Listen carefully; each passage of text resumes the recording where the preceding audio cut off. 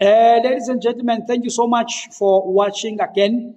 We are actually dealing with chapter 1 now of this book. As we promised in the book introduction video, that we're going to be taking chapter and chapter and just giving you a brief of what is inside the book. Okay? Chapter 1, we're looking at the recruitment and selection processes in South Africa. What happens that leads to people to be shortlisted and called for interviews.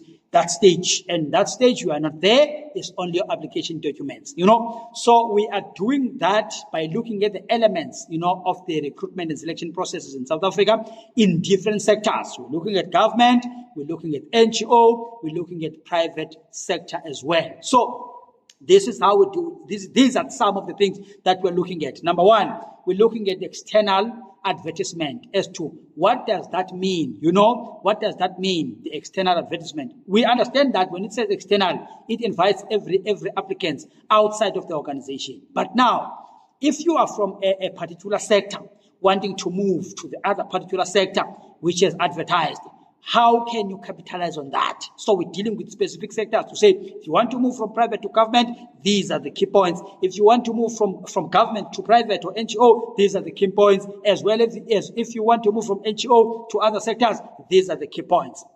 Right? Then we also look at the internal advertisement as to when the advertisement is internal.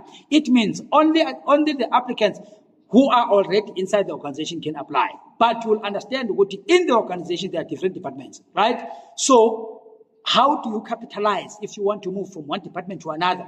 Or else if you are in this department that has advertised the position, how do you capitalize? What will make you a step ahead than the ones that are applying from other departments within the organization? Because the competition is still there, right? Number 3, we look at the employee referral system. Employee referral system is mostly used in NGO as well as in private sector, where they just tell the employees to say, we're looking for this and this and that. Can you please encourage people to apply?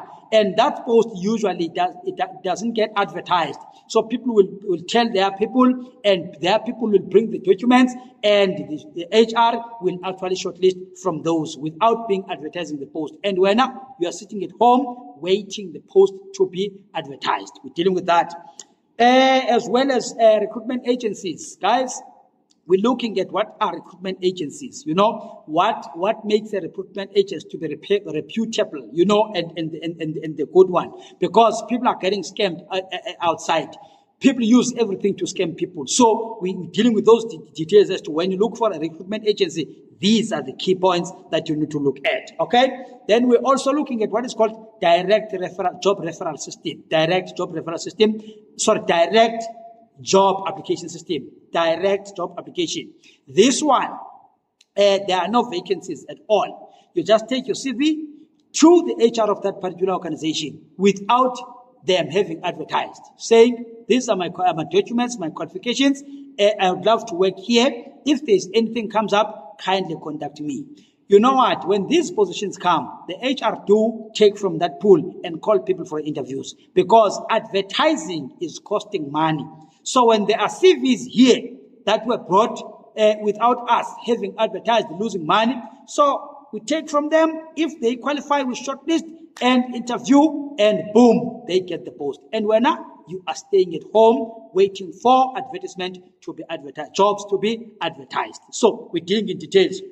Lastly, we're also dealing with what is called application tracking system. Guys, this is the software that is normally used in NGO as well as in private sector to actually sift the applications that they are looking for. So if your CV is not ATS compatible, so it's not going to be taken. So the HR here only deals with the CV that have been sifted already. So which means your CV has to be compatible to this software. So there are things that makes it compatible and things that making it not compatible, not to be compatible. So in this book, we dive deep into those as to what are those, how can you make it compatible so that at least you apply, you get to the next stage and get shortlisted. Right?